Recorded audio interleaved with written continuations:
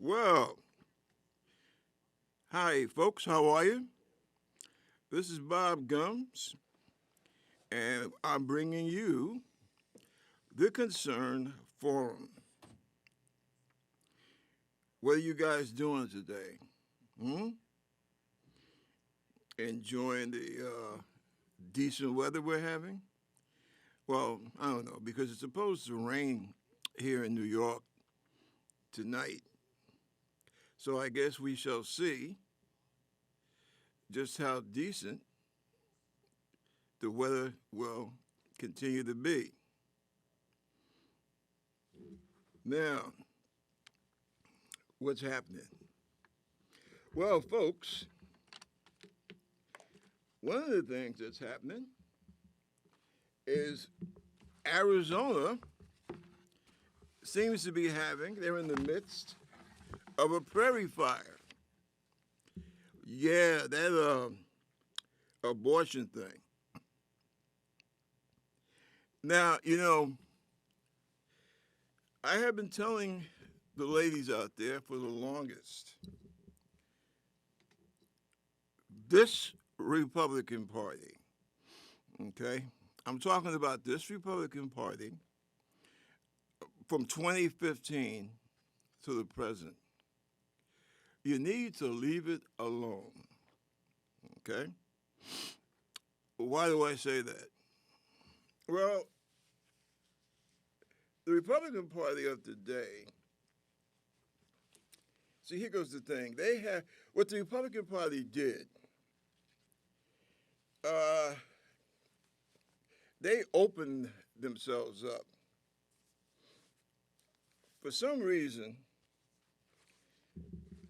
I call it the curse of Hoover. Now, a lot of you younger people probably have no idea what I'm talking about, especially if you had a lousy history teacher, okay? And some of you older hands out there, uh, you might not be, how should I say, you might not be aware of who Hoover was. Because, well, we all know in the Western world, when it comes to, oh, excuse me.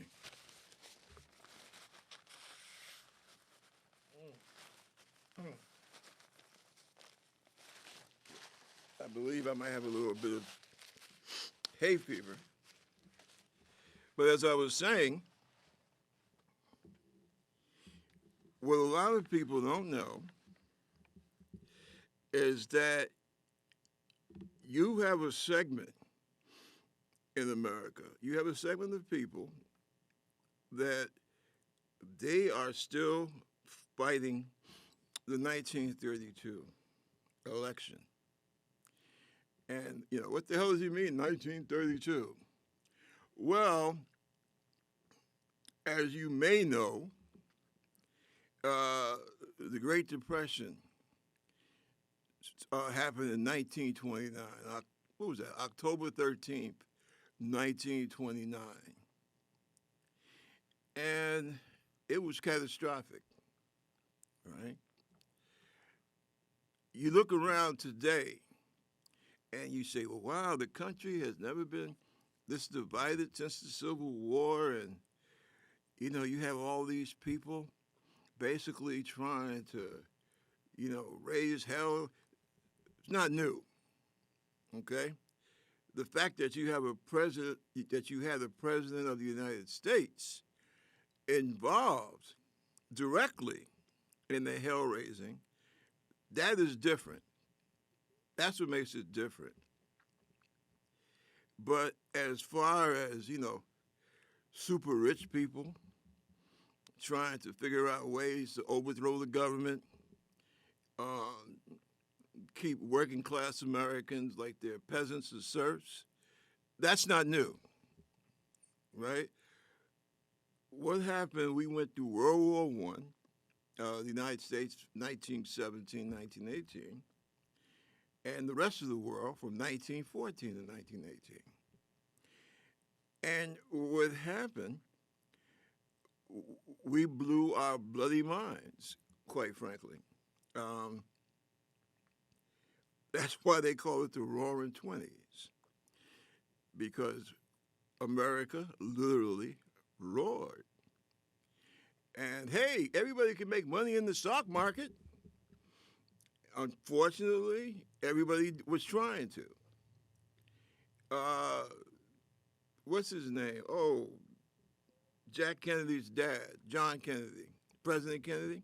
His dad uh, had made a big name for himself in banking and the old Democratic Party. And he said he knew that it was time for him to get out of the stock market when the shoeshine boy at the building where he was the boss uh, basically tried to give him stock tips. And he was right to do so. He wasn't right about a lot of things, but he was right about that. Because you have to remember the stock market back then, uh, they followed the Republican philosophy, laissez-faire, which means government, as little as possible, should have anything to do with business. So you had the stock market running crazy, and then you had the war reparations. Oh yeah. It's funny. Funny that there are times that America does seem to enjoy the idea of reparations when it's coming to them. But that's another. I'm not going to go there right now. But the Western powers, France, Britain, and the United States primarily, they were squeezing Germany by forcing Germany to say, hey, we're responsible for World War One. So what the Allies, the Allies, America, France, and Britain, what they proceeded to do, they proceeded to try and make Germany pay back every penny that World War One had cost them. Of course, they couldn't make the Germany bring the lives back of the people who had been killed in the war, but they were satisfied with trying to squeeze as much money out of Germany as they could. And unfortunately, you don't have that much, how should I say, you don't have that much intelligence uh, trying to compare Republicans of that period, 1919, 1920, with many Republicans of today. The smartest thing would have been to basically help Germany get back up on its feet instead of saying, well, we're going to punish you for the war, right? If we had used some common sense and some humanitarian feelings, and also some good basic self-interest, you wouldn't have had a Nazi party, and you wouldn't have had an Adolf Hitler, at least to the extent that he came. Who the hell was that guy? It just popped into my head too. Keyes, John Maynard Keyes. He was an economist, and he had been to the Treaty of Versailles, right? That was held in Paris beginning in 1919. And he was also like a head economist, either for England or for the United States. He's one of the wheels, as we call them, one of the big wheels. But unlike most big wheels, he had a bit of intelligence and imagination, right? And he predicted it. He said that we will be back at war with Germany if we don't change the Treaty of Versailles. We're going to be at war with Germany again in about 20 years. Sure enough, Starting in 1939, we were back at war. The Western world was back at war. Why? Well, the reason was because you cannot watch Central Europe go down the tubes, right? And expect a stable world economy. It just ain't going to happen. And by the way, this is a crack I'm making towards all those people that say, "Oh, why don't we just let the rest of the world go about its business?" Will never happen. We are a one world planet. See, for a whole bunch of reasons.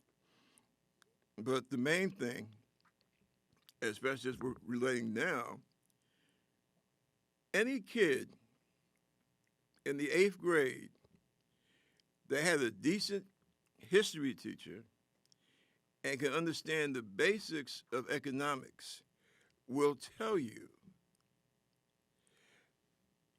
you screw over Central Europe and you have killed the Western world, right?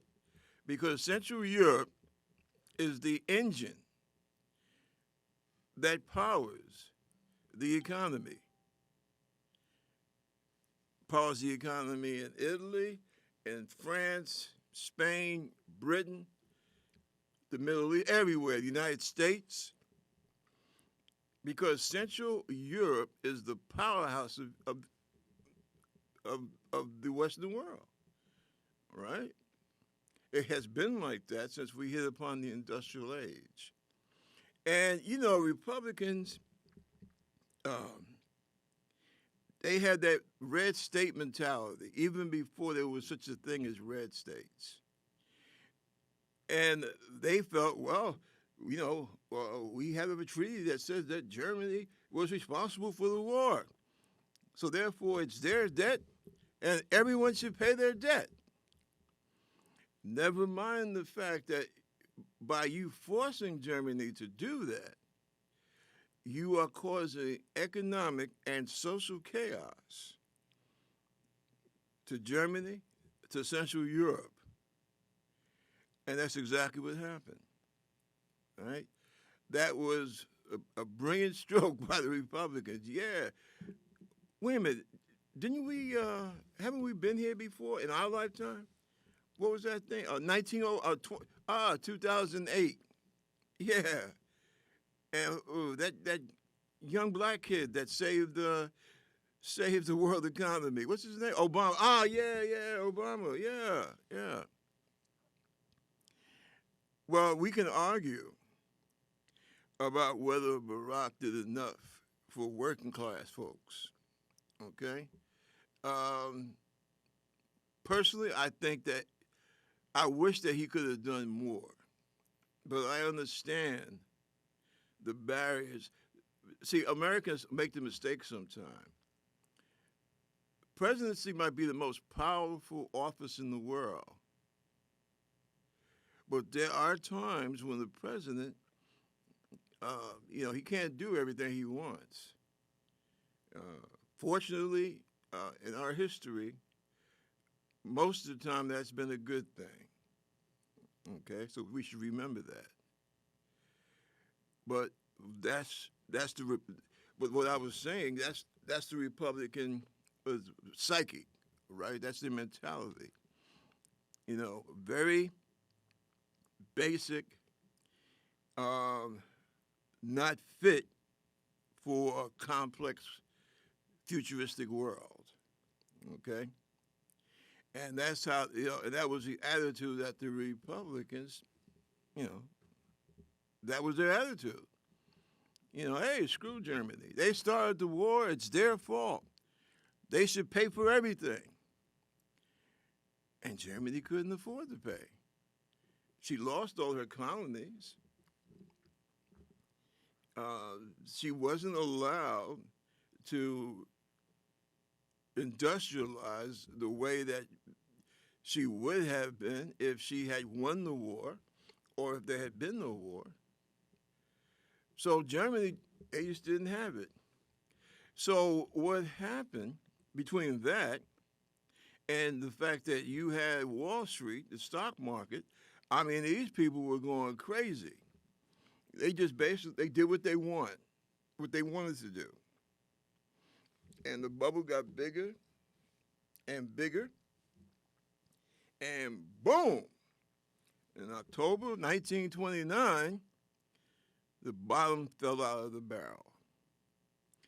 And America at that time, we went over by 1935 or 34, we had gone to, I think the worst, what was the worst year? About 33, 34? My folks ain't around anymore, but, they used to tell me what it was like. Because my parents, they were adults, you know, 19, 20. And they lived through the Great Depression, right? As a matter of fact, let me see, my dad got up here, I think it was about 1930 when he got up from the American Virgin Islands. Let me see, my mom, I think she was 16 when she ran away from home, ran away from Virginia, had to get out of old Lynchland. And yeah, so they, young people, very young people, and they lived through the Great Depression. And if you have, in most cases, if you have grandparents who are still alive, who were around at that time, they can tell you. Talk to some of these World War II vets while you still can, and ask them about it. Ask them about what it was like, being in middle school or high school during the Great Depression. And it was rough. Almost half the country was unemployed. Everybody just about um, was underpaid, unless you were part of the wealthy class that didn't have everything tied up in stocks. But it was hell. In some parts of the United States, slavery, it was illegal, but yeah, slavery had actually returned. People were like selling themselves just for getting something to eat. That's how bad it was. And the Republican attitude was, well, things will straighten itself out, right? No idea about giving help to people. They were really foolish, Hoover and most of the Republican Party. You had a few Republicans at that time that had good sense, but they were not in the majority. Yeah, you can't give money to people because if you give people help, you'll turn them into loafers. See, that was the Republican idea. And unfortunately, many of the wealthy also thought the same way. And then what happened? Well, you had a guy, FDR, the first cousin of, what was he, the second cousin?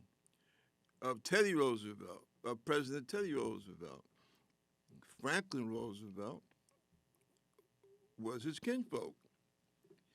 And the funny thing is, both of these guys were progressive.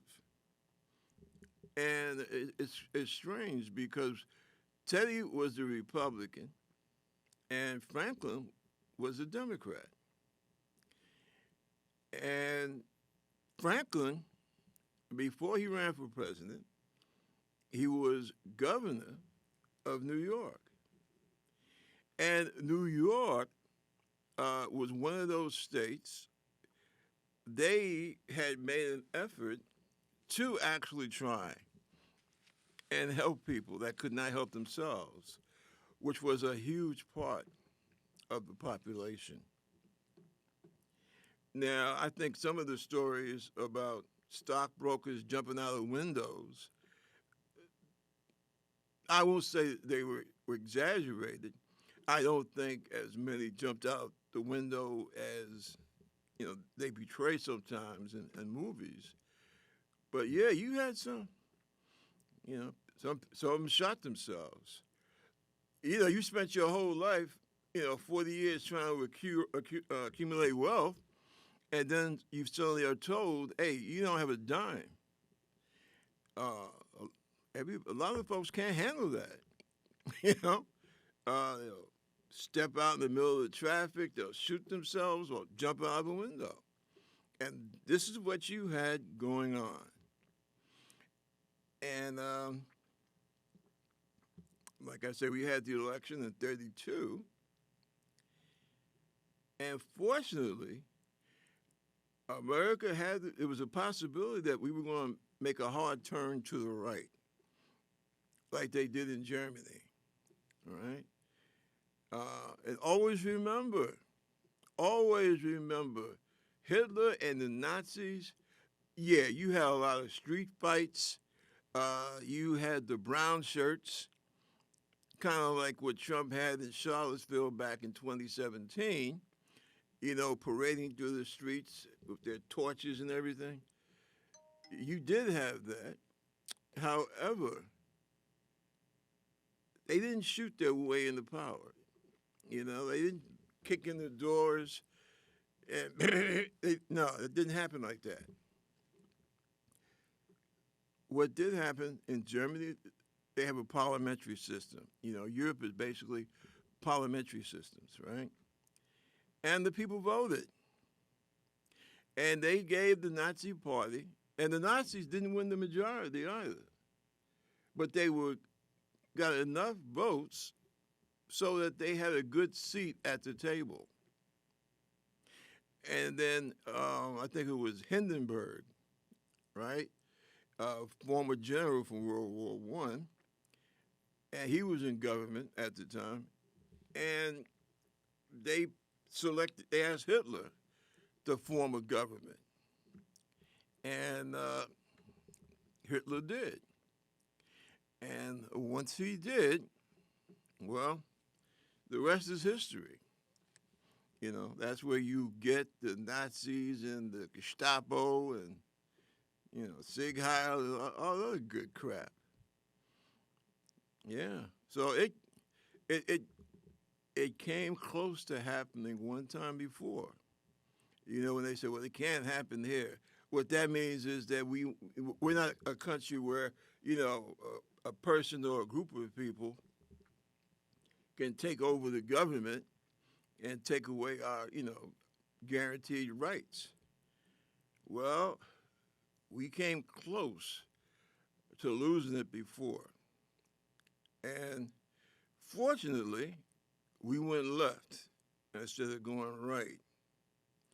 And we had FDR in there.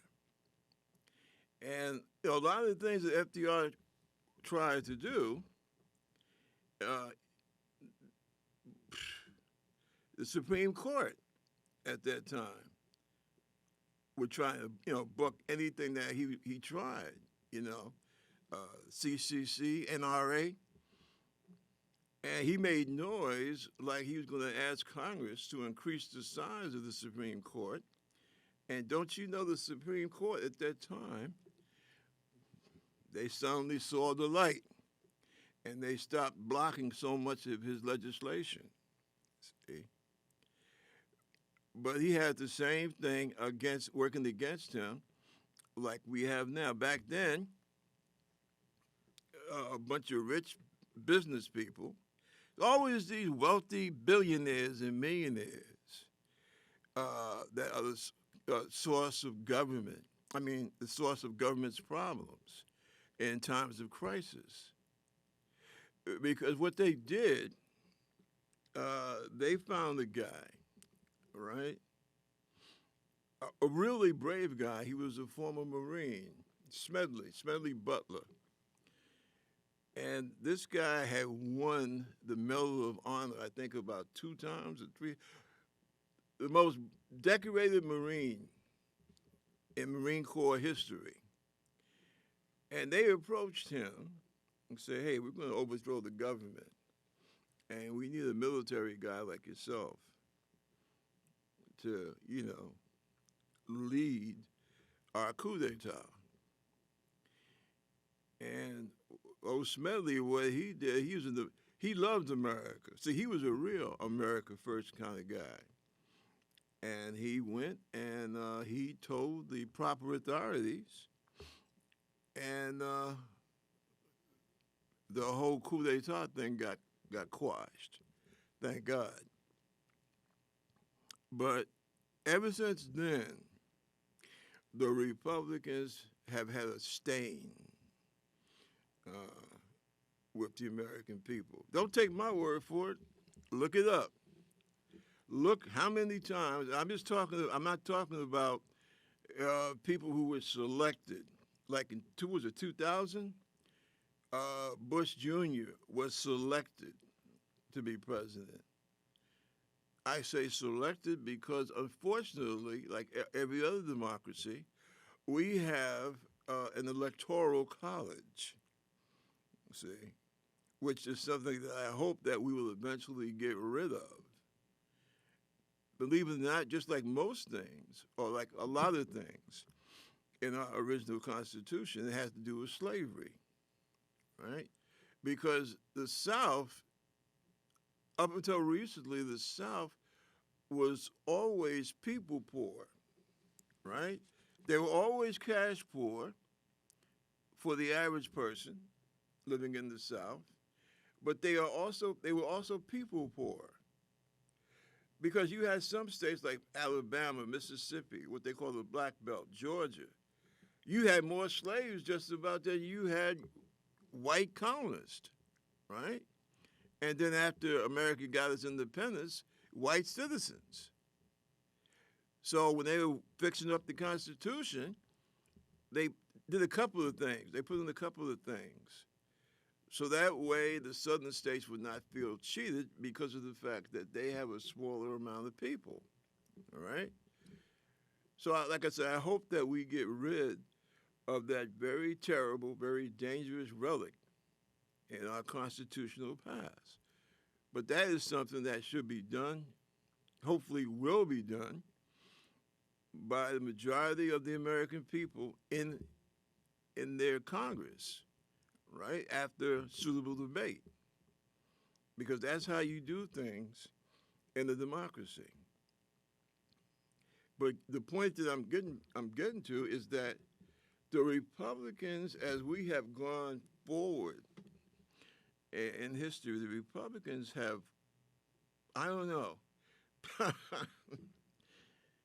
people are just not into them, right? I think in the last 10 elections, last 10 presidential elections, I think the Republicans have won one. Now, and that was because of the Electoral College. But you look, see how many Republicans have won the popular vote. Damn few. Seriously, damn few. And now, they are not even a functioning political party. Listen to them. Listen to the Republicans. I'm not talking about your average Joe Schmo on the block or your average Mary Jane on the block. I'm talking about, congressmen, senators, right? Former secretaries of defense, secretaries of state, or what we average, or as this girl I used to know used to say, we little people, right? We're not talking about us. We are talking about people who've been in government, educated, have done serious things, head of the CIA, people of that nature, head of the FBI, vice presidents, right? They have left the Republican Party because they have allowed this guy Trump to literally, run them into a brick wall. Listen to some of the folks talking. Like when they put the microphone on, up to people, and they're standing in line for one of those, I call them lynch mobs, one of those Trump rallies. Listen to the conversation when you ask them questions. Most of these people, they don't even understand the subject that you're asking them about. And see, that's what the Republican Party has done since the going from the mid to the late 60s.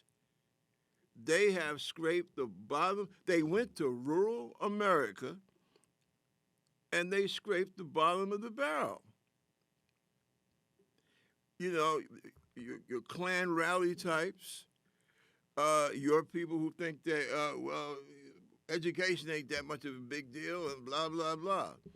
And yeah, them damn blacks and foreigners, are getting everything.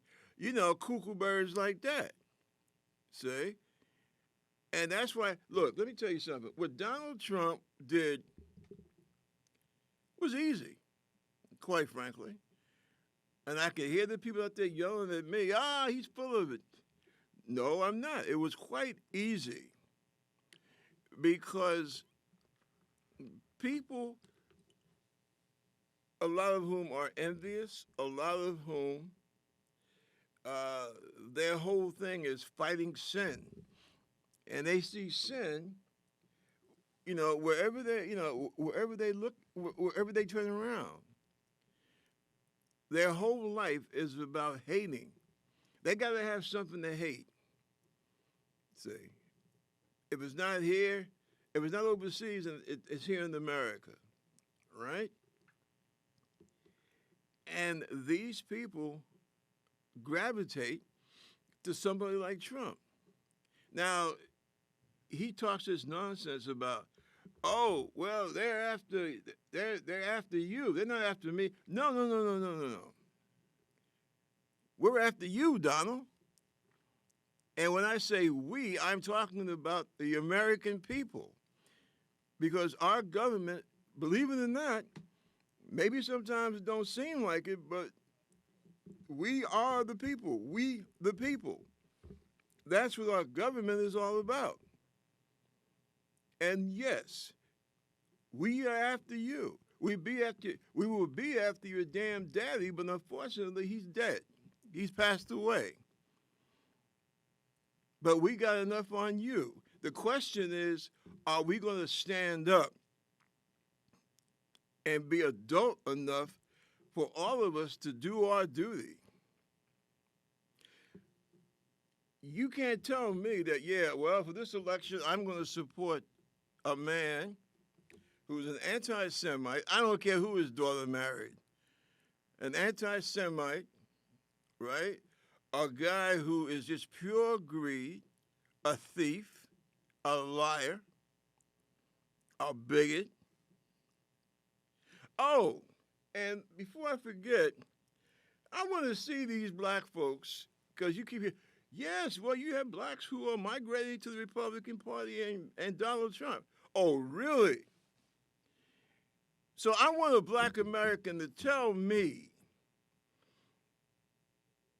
5 young black men, right, were accused of a crime they didn't commit. And these guys were kids, like what, 14, 15, 16, like that. And it come to find out, thanks to DNA, that no, they were innocent. They were not the rapist, right?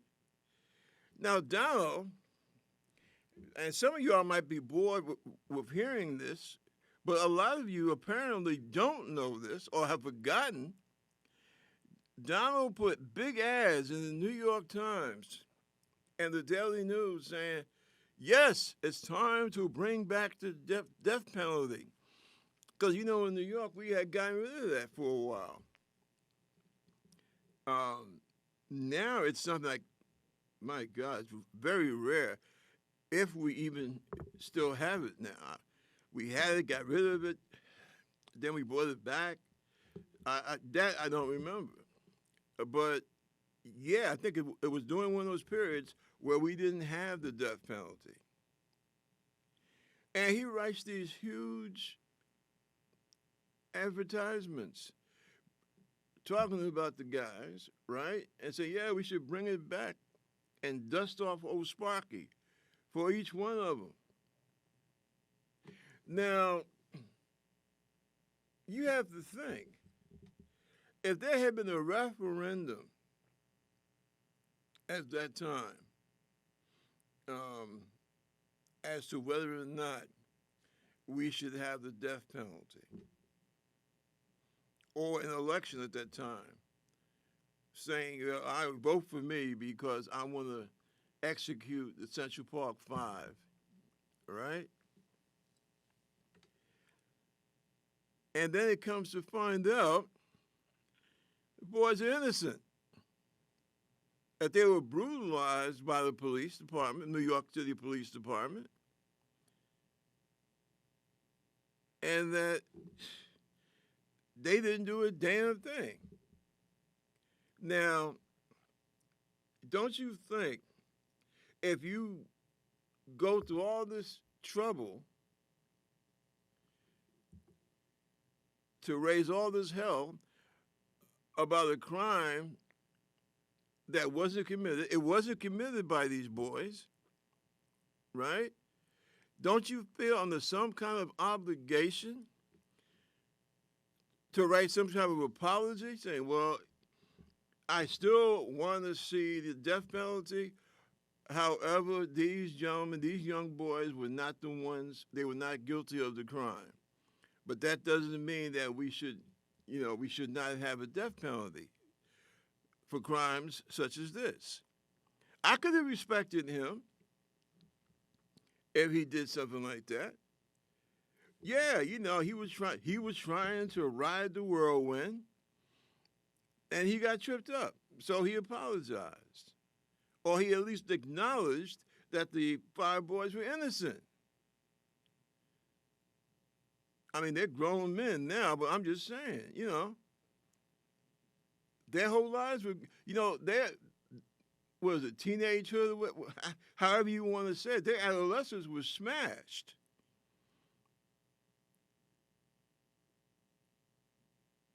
But Donald didn't say a word, never said. I know one time he was asked about that, and he just kind of, I think he grunted something, and that was it.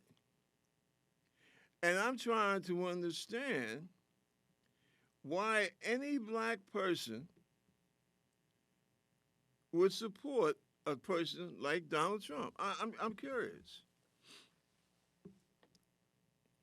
I mean, haven't they noticed the, how should I don't want to, serious black Republicans? All right, well, we'll go with that for right now. But serious black Republicans, I mean, folks like Colin Powell, and a few others, they, well, I'm a Republican, but I'm staying away because I don't like the direction the party is going in. So these blacks who say, yeah, well, we're going for Trump, really? Now, personally and publicly, a bad man is a bad man. A racist traitor like Trump is a racist traitor. Like that black guy, lieutenant governor, running in North Carolina for governor. He's an ass, right? And he's also a lying ass if you listen to some of the things that he says. It's not about race, but what it is about, it's about identification. See, if I see crowds ganging up and lynching somebody that also looks like me, I'm going to at least have questions. Okay? And see, that's why I'm starting to doubt this nonsense. See, that goes in conjunction with something else I've been saying since, I've been saying this since 2015. That you have, and make all the jokes that you want. The Russians are coming. Robert says the Russians are coming. Well, guess what? They're here. And when I say Russians, I'm not just saying indiscriminate, general speaking Russians. I'm talking about Putin type Russians. Okay? And we've been saying this mm, since, God, 1984, 85, when I was at the White House in the Pentagon. We knew about Russians trying to get involved in our politics. And guess what? The Intel Committee, you had a bunch of Republicans who said, yeah, we had to admit the Russians have managed to have, oh, I forgot the term that this chap used, but he said, yeah, they are putting out, you know, they're saying things that are totally lies, and Republicans are picking up on what these Russian, what do they call them, Russian bots are putting out there. And these Republicans now saying this. Republicans that are still in the Republican Party, and they're in Congress. So I hope that people are listening. I know Biden knows about it. I know, obviously, our intel communities know about it. But this is something that needs to get out to more and more of the American people. And it's not something that, me and people like me are sitting up just blowing smoke. This is real.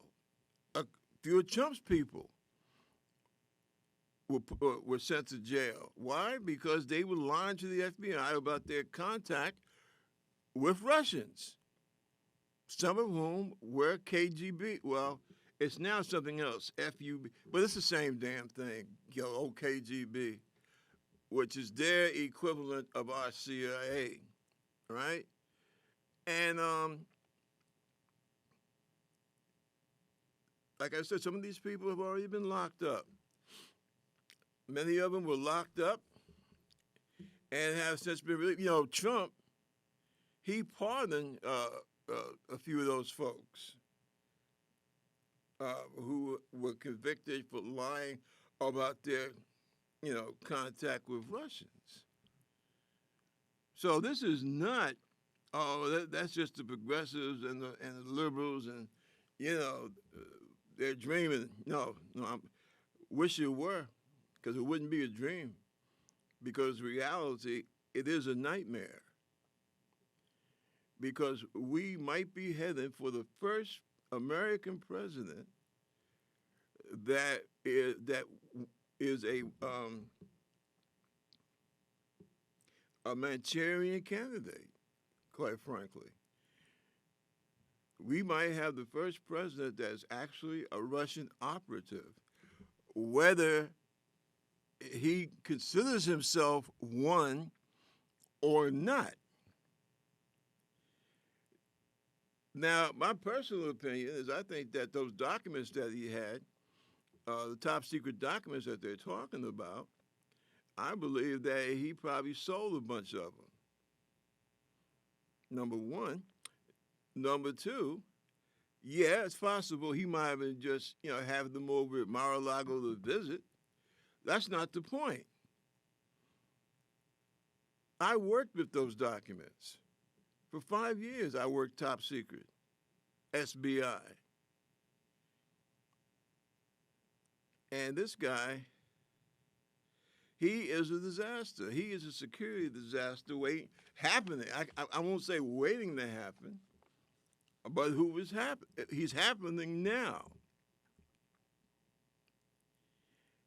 If Trump gets into the White House, it may come to pass that, who knows, you might have Russian troops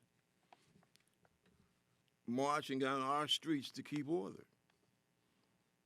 Don't think it can't happen here. Don't think the hell it can't. You make that clown president, a guy that is unknown, what they call fellow travelers, right? And see, that's another problem with the Republican Party. It's not an American political party. It's become an adjunct of Putin's Russia. And that's extremely dangerous. So I would really suggest that all of you folks that talk about, patriotism and all that, you better think about what you're doing and think about what you're saying. And I'll tell you something else that some of you might not like, but if this person is constantly, because all he comes out of his mouth, disparaging Hispanics, right? Disparaging American Jews because they don't vote for him, right? He plays these games. It's really sickening, him and his party. This is not the party of my parents, see? And they had some bad points, okay, when my parents were in the Republican Party. But they weren't, they didn't go for the lowest common denominator, all right? They didn't go for trash. The bigoted trash that, when that young girl was integrating that school in Arkansas, and these people came out and they had their signs, "Nigger, go away," and that kind of stuff. That's the base. That's a large part of the base of the Republican Party. And I say that if you're going to support in an election, you're going to support someone that doesn't believe in the American principles, freedom, justice, and equality, right? Then what the hell, what country are you pulling for? Because this is basically what America's supposed to be about. And then you find out that this guy has been in bed, in my opinion, literally in bed with, Putin and God knows who else over there. That's, as far as I'm concerned, his behavior has been treasonous. His language has been treasonous. And then who's he invite to his own private dinner table? Two of the biggest anti-Semites and racists in the country. I don't even want to say their names. One was a rap star, right? Who was supposed to be, so talented. Yeah, right. Listen, let me tell you something. I'm a black man. I know my history. I'm an American black man. I know my country's history. I don't need anybody to try and switch me on and off.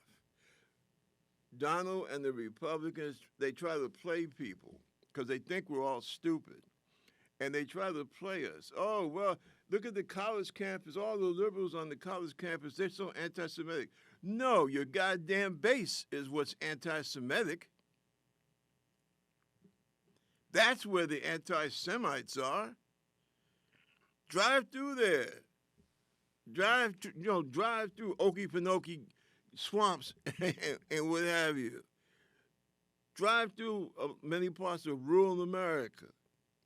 Okay? Don't let these Republicans make a sap out of you. It needs to stop that crap, right? You try, you play these games, man. Like, oh well, you love Israel so much, but you hate American Jews here at home. I've met Americans, conservative Americans, who are more anti-Jewish than any Palestinian I've ever met. Okay? So you need to stop trying to pawn this bullshit about, you just don't like a bunch of people going to university. That's your problem. Because generally, people who are intelligent don't hang out with the Republican Party unless they feel they're really getting some good, money out of it or perhaps position. And see, that's just it. You're not popular with the people, you know? And that's why you constantly, the Republicans, look at them, listen to them. What's their thing? Fear, I'm going to put a spell on you. The blacks are trying to take over the suburbs. The Hispanics are taking over the highways. They're taking away your jobs. You're going to chase a kid back into the river? All he wants to do is come over here maybe and pick some grapes or some oranges or do some damn manual construction labor to send to his folks back home. And people have been doing that for the last 200 some odd years.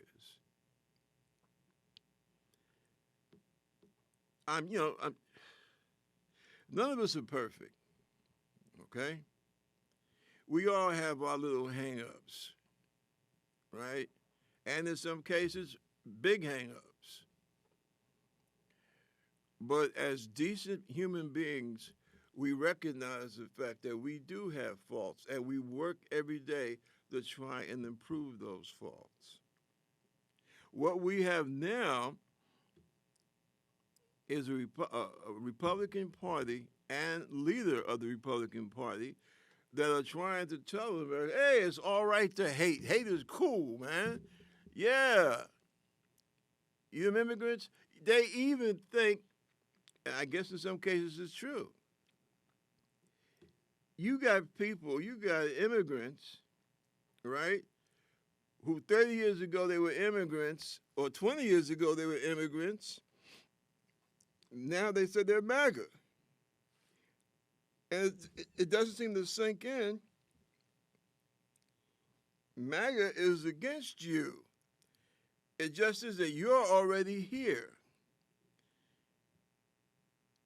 So you're basically going to join with MAGA to denounce who you are. Listen, it's three groups that the base of MAGA hates. Hispanics, blacks, Jews. That's the big three. I would also say Asians, but for some reason, they're MAGA people. They're afraid of Asians. Okay, because we do so much stereotyping in this country, and they hate Asians because they say, nah, anytime you bring in Asians, they'll mess up the curve somehow. It has something to do with the fact that they think that Asians are super smart. And some of them, a lot of them are. That's because they come from a culture that values things more, more important than playing football or basketball. That's starting to change. But I'm just saying, that's the MAGA mentality. And that's what the Republic, that's their weapon. Their weapon is hate. It is not facts. And you got to keep that in mind. Now, I was enjoying myself here, just to run in my mouth. And I hope that I've given you good people some insight into what's going on. Oh, don't forget the trials Monday. Now, I got a feeling that he might not be able to squirm his way out of this. And that's another thing. You are going to go follow a guy for president? And the only thing that he's done, the only thing that he's really spoken to this campaign is, I'm the one that uh, gave you the opportunity to get rid of a woman's right to choice. That's all. That's all. What else has he spoken about? Oh, yes, they're trying to crucify me. They're trying to crucify me in court. And that's all we get out of Trump. I don't hear anything about infrastructure. I don't hear anything about what you want to do in terms of China and trade and China expansion in the South Pacific. You know, come on, man. At least give us an opinion on what you think about that stuff.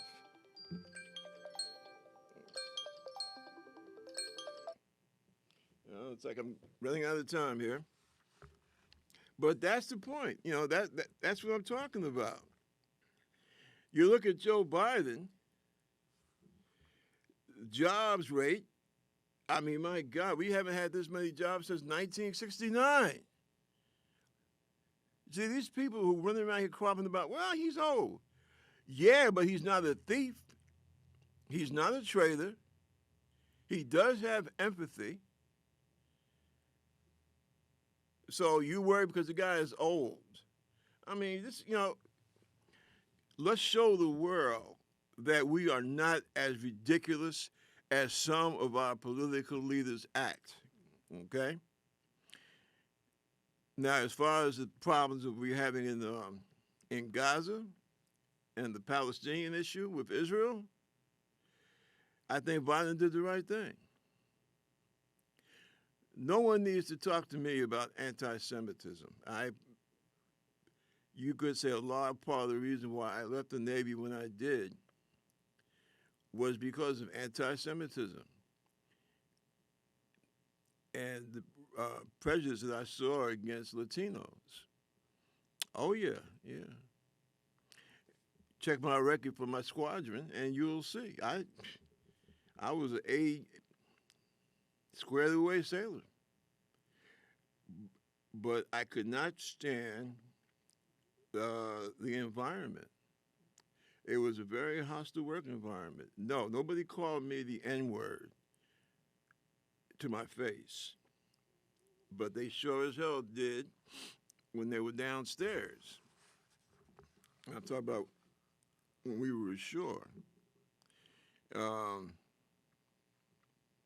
A naval air station is kind of like an airport.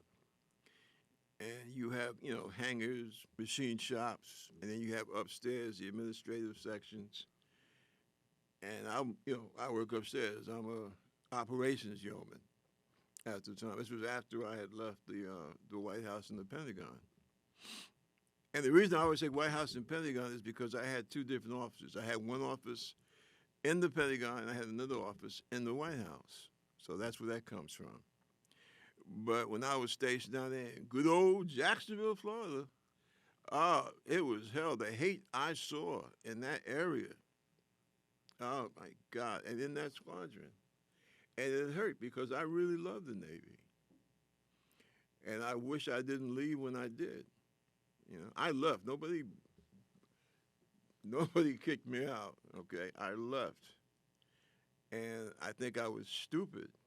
But I was just so sick and tired, and I was so angry. And my son was getting ready to be born. And, I was worried about my wife, and I got all this, anti-Semitic crap. And the names that they referred, especially the Mexican Americans. And I'm like, hey, this ain't right.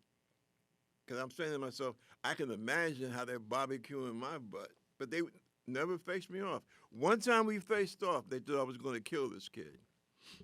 And they were right. But I managed to restrain myself.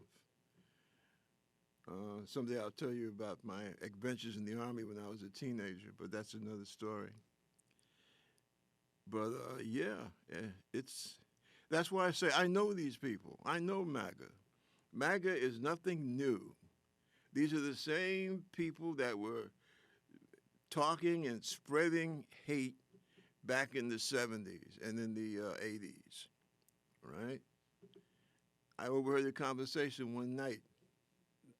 Nobody saw me, but I saw them, and what's more important, I heard them. And I listened in to a guy who hung out with one of the people that wrote the Turner Diaries, which is the Bible for people that want to overthrow our government. And it's we have to stand up for this country. We have to stand up for what we say and what we mean. And I think it's about time that people start really paying attention. Uh, I guess you could say I'm woke. Yes, I'm very woke, proudly woke. Because just like my mom used to say, you can't go through life being asleep. And that's what they want to do. They want to try and sleepwalk a guy like Donald Trump into the White House. And we can't let that happen. Listen, I am going to wrap it up now. So I just want you to know I will be back, same time, same place, same channels, just like I say every week. And I want you folks to take care of yourselves. I mean that really. I want Americans to start taking care of each other, no matter what your religion or whether you are religious, no matter what your color, uh, man, woman, boy, girl. We need to take care of each other, okay? This is our country. We're citizens of the United States, and we are also citizens of the world. And we need to start conducting ourselves like that. And it's very simple. And for those of you out there who are supposedly religious, you so-called evangelicals, what does it speak of in the New Testament? About doing unto others as doing unto yourself. And the Sermon on the Mount. Blessed are the peacemakers, blessed are the poor, blessed are those who suffer for the sake of righteousness. Right? Take care of the sick. All those things. They all are a part of taking care of each other. Listen, have a good one, and we'll see you. See you next time. This is Bob Gumbs with the Concern Forum. Take care.